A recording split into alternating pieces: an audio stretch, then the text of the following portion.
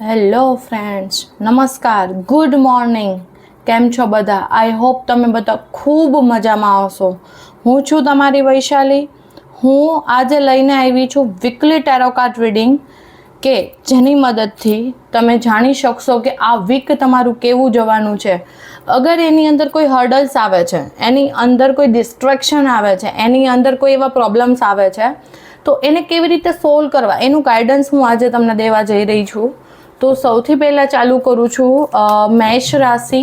મેષ રાશિ તમારા માટે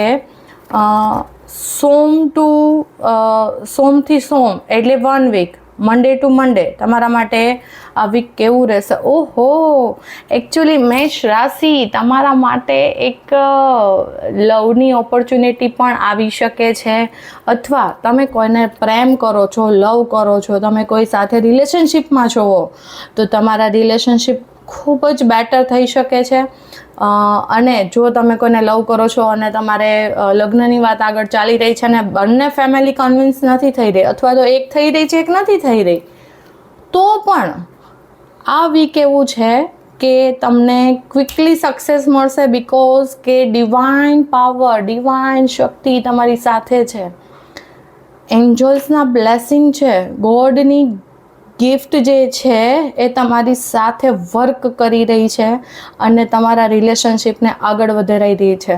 જો તમે મેરેજ લાઈફની અંદર છો અને તમારા રિલેશનશિપ ક્યાંક ને ક્યાંક બ્રેકડાઉન છે, મતલબ બહુ બધા ડિસ્ટર્બન્સ ઊભા થઈ રહ્યા છે, તો પણ આ વીકની અંદર તમારા રિલેશનશિપને એક નવી જ ઉર્જા મળવાની છે, નવો જ એક અંદાજ, નવી જ એક શરૂઆત થવાની છે. તો keep it up, all the best મેષ રાશિ. તમારી એનર્જી ખરેખર ખૂબ સરસ છે. હવે વાત કરીએ વૃષભ રાશિની. આહા, વૃષભ રાશિ એકચ્યુઅલી વૃષભ રાશિ તમે છે ને બહુ બધું નોલેજ ગેઇન કરી લીધું છે અત્યાર સુધીમાં. હવે વારો આવ્યો છે એનું એક્ઝિક્યુટ કરવાનો. કેવી રીતે એક્ઝિક્યુટ કરી શકાય?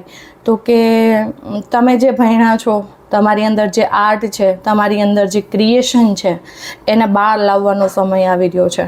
હા, પણ એક પ્રોબ્લેમ છે એકચ્યુઅલી, કેમ કે તમારે કરવાનું છે શું ખબર છે?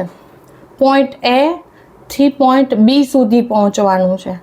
એની વચ્ચે આવતા કોઈ પણ પ્રોબ્લેમ જે તમારું ટાઈમ વેસ્ટ કરી રહ્યું છે, એને તમે પહેલાં તો ચોકડી મારી દો, એને રિજેક્ટ કરી દો, કે જ્યાં સુધી હું મારા લક્ષ્ય સુધી નહીં પહોંચું ને ત્યાં સુધી હું એક પણ ડિસ્ટ્રેક્શન મારી લાઈફમાં આવતા હોય ને એને હું કેન્સલ કરું છું. કેન્સલ 3 વખત આ થેરાપીનો યુઝ કરો, ખૂબ મજા આવશે, ખૂબ ઇફેક્ટિવ છે અને તમારા એક બધા જ કામ પૂર્ણ થઈ જશે. તો વૃષભ રાશિ તમે ઘણું બધું કરી શકો એમ છો, પણ એક વસ્તુ છે કે આપણે જેમ ઘડિયાળની અંદર પેલું લોલક ફરે રાખે ને, પેન્ડ્યુલમ્સની જેમ, અહીંથી વાં, એવી પરિસ્થિતિ છે અત્યારે. તો બેટર દેન કે તમે એની અંદર ના ફસાવ અને તમે પોઈન્ટ એ થી પોઈન્ટ બી, તમારો જે પણ લક્ષ્ય છે એના સુધી પહોંચવા માટે થઈને તમે અડગ રહો, નિશ્ચય કરી લો, દ્રઢ સંકલ્પ લઈ લો કે હું ત્યાં સુધી બીજે કોઈ પણ વસ્તુ ઉપર કદાચ કરવાની થાય ને તો પણ નહીં જોઉં, તો તમે તમારા કામની અંદર ખૂબ સફળતા લઈ આવી શકો એમ છો. એના પછીની રાશિ છે મિથુન રાશિ. તો મિથુન રાશિનું કેવું છે? વાહ, આજ તો બધા એન્જલ્સ કાર્ડ નીકળે છે એકચ્યુઅલી. તો મિથુન રાશિ તમારા માટે ખરેખર ડિવાઇન એક હેલ્પ લઈને આવ્યું છે. તમારે ખૂબ જ હેલ્પને સાથે રાખીને, એની ઉર્જાને સાથે રાખીને તમારા કામ કરવાના ચાલુ કરી દો. બસ કુદરતે તમારા માટે કહેવાય ને કે 2 હાથ ફેલાવી દીધા છે અને એને તમને ઈશારો કરી દીધો છે કે હવે બેટા તારો ટાઈમ આવી ગયો છે, કરવા માંડ. તમારી જો હેલ્થની અંદર કંઈક ઇસ્યુ છે તો એ હીલ કરવા માટે એન્જલ રેડી છે. તમારા કરિયરની અંદર કદાચ કાંઈ પણ પ્રોબ્લેમ આવી રહ્યા છે તો તમારા કરિયરની અંદર પણ એન્જલ્સ બ્લેસિંગ આપી રહ્યા છે કે એની અંદર બી ઘણા બધા પ્રશ્નોને સોર્ટ આઉટ કરીને નવી ઉર્જા પ્રદાન કરી રહ્યા છે. અગર કોઈ વ્યક્તિ સ્પિરિચ્યુઅલ લેવલ ઉપર આગળ વધવા માંગે છે અને એની અંદર કંઈક પ્રશ્ન આવી રહ્યા છે, તો અગેઇન એ પણ ઈશ્વર તમને આપી રહ્યું છે આજે, હે ને. તો આ વીક તમારા માટે બેસ્ટમાં બેસ્ટ સાબિત થશે. એક વસ્તુ છે કે તમે ઈશ્વર ઉપર ફેઇથ રાખજો, ભરોસો રાખજો. કેમ કે ઘણી વખત એવું થાય કે તમને ઈશ્વરના બ્લેસિંગ તો મળી જતા હોય છે, પણ તમને જો ભરોસો નથી ને તો પણ નકામું છે, હે ને. તો એ વસ્તુ કરવાની જરૂર છે. મિથુન રાશિ. હવે છે કર્ક રાશિ. કર્ક રાશિ તમારું વીક, તમે એક વસ્તુ ગાંઠ વાળી લો કે તમને કોઈ પણ હર્ટ કરવા આવે, કોઈ પણ, ચાહે ખુદ કેમ નથી, એમાંથી બી બહાર નીકળવા માટેનો રસ્તો હોય જ છે. પ્રશ્ન કરો, જ્યારે પણ કોઈ હર્ટ કરે, જ્યારે પણ ચિંતાનો વિષય આવે ત્યારે એક પ્રશ્ન ખુદને કરો કે આ ચિંતા શું એવડી મોટી છે, હે, આ ચિંતા એવડી મોટી છે કે એમાંથી હું બહાર ન નીકળી શકું. અને સેલ્ફ એનાલિસિસ કરો કે આ જે ઘટના ઘટી છે, બરાબર છે, મારી લાઈફમાં આવ્યું છે તો વેલકમ છે, પણ આનાથી બી ખરાબમાં ખરાબ શું થઈ શકે, લખો. તમને ખબર પડશે કે ખરેખર આનાથી ખરાબ કાંઈ હોય જ નહીં. પછી અગેન એક પ્રશ્ન પૂછો કે ભાઈ આમાંથી નીકળવા માટે બેસ્ટમાં બેસ્ટ કયો રસ્તો છે.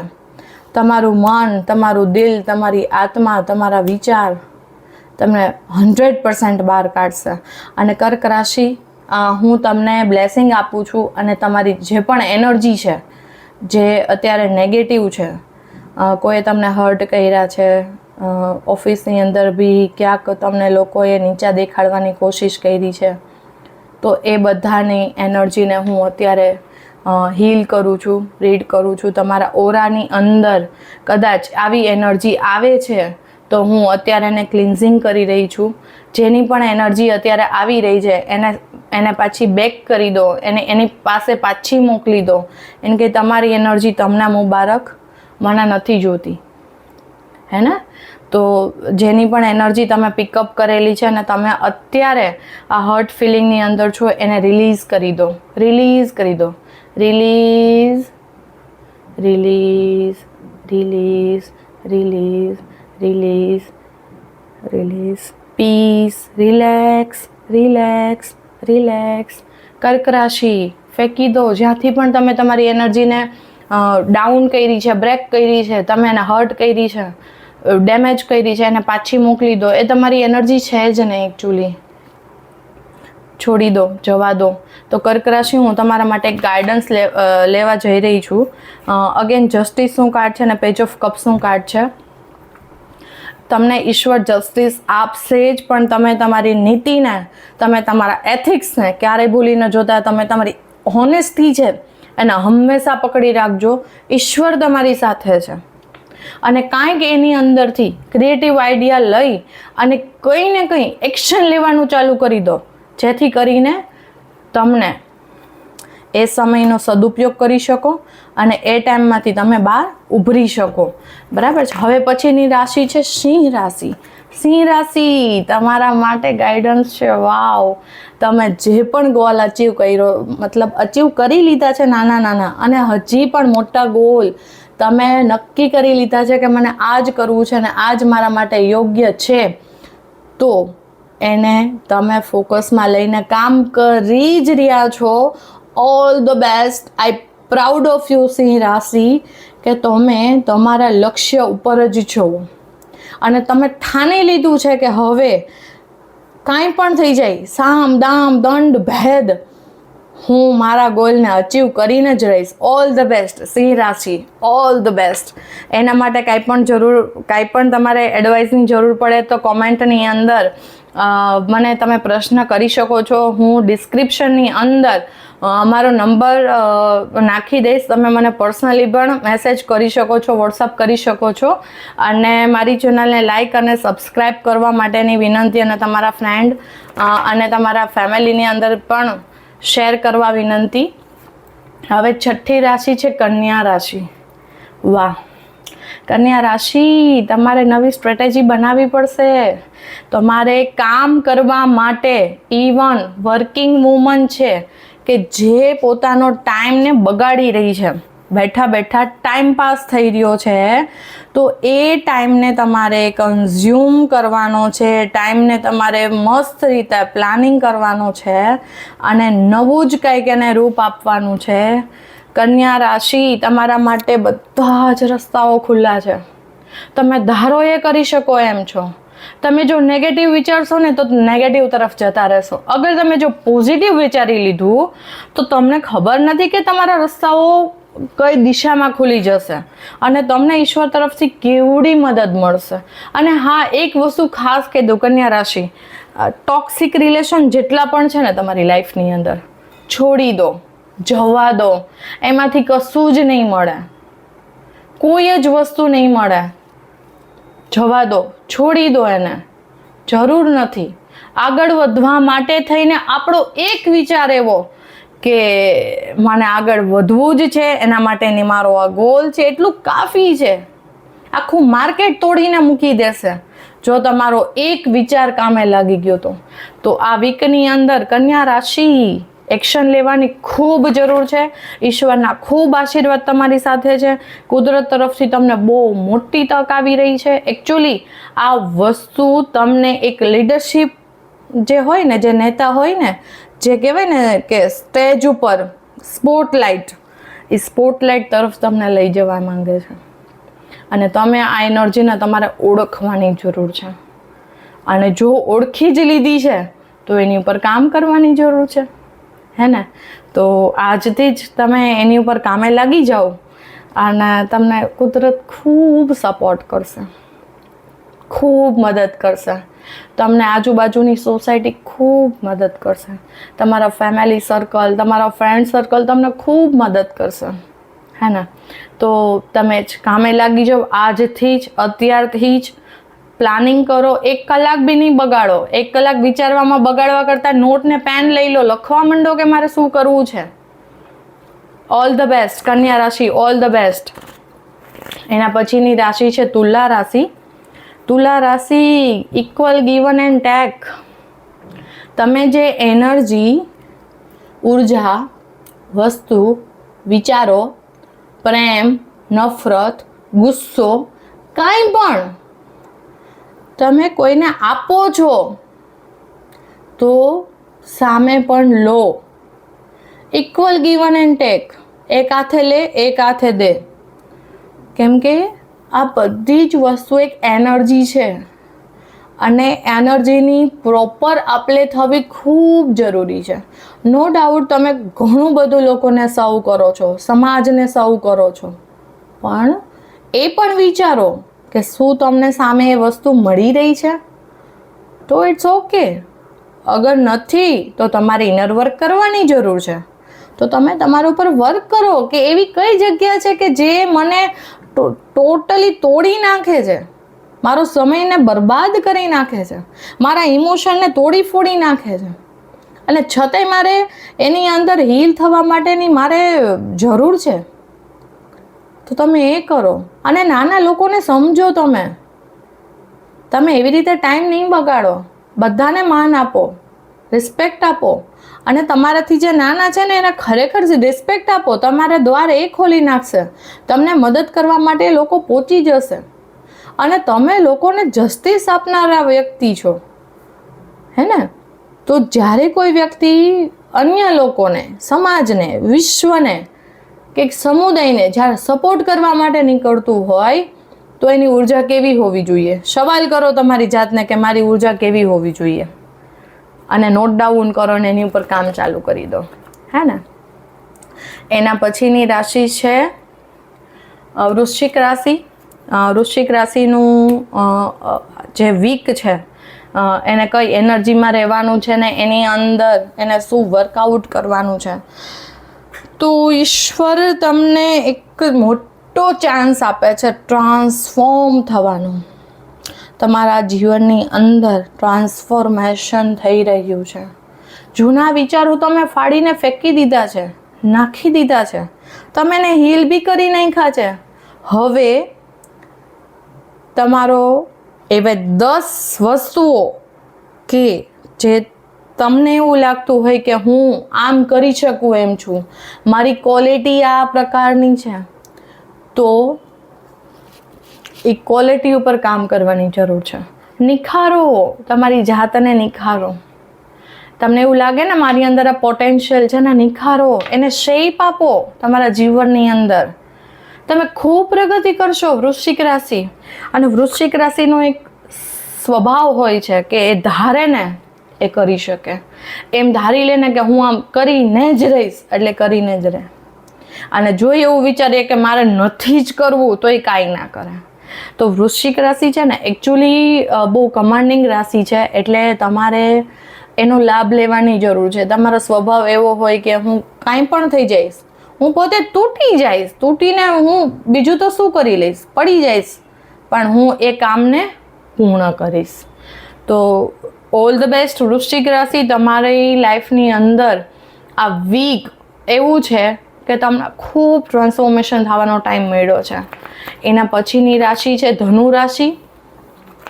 તો ધનુ રાશિ તમારા માટે વાહ, તમે છો તો બાળક જ એકચ્યુઅલી, કેમ કે ઓલ ટાઈમ તમે એક ઇનોસન્ટ નિખાલસતાની જેમ જીવો છો, રહ્યો છો. બધી વાત સાચી.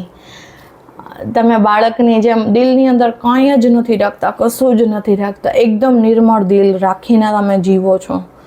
આ એનર્જી હું અત્યારે જોઈ રહી છું. વેરી ગુડ ધન રાશિ, ધનુ રાશિ, બરાબર. તો કીપ ઇટ અપ. આ રાશિ ખૂબ સરસ છે, એન્જોય કરી રહી છે પોતાની રીતે, મસ્ત મજાની સફર કરી રહી છે. પ્રકૃતિની અંદર પ્રકૃતિનો જે પ્રેમ છે એને ફીલ કરી રહી છે. વાહ, સૂર્યદેવની જે ઉર્જાઓ છે તમારી ઉપર પડી રહી છે, નવું ક્રિએશન આપી રહી છે, કોન્ફિડન્સ આપી રહી છે, એનર્જેટિક ફીલ કરાવી રહી છે. ઇવન તમે આ મોમેન્ટને ખૂબ એન્જોય કરી રહ્યા છો.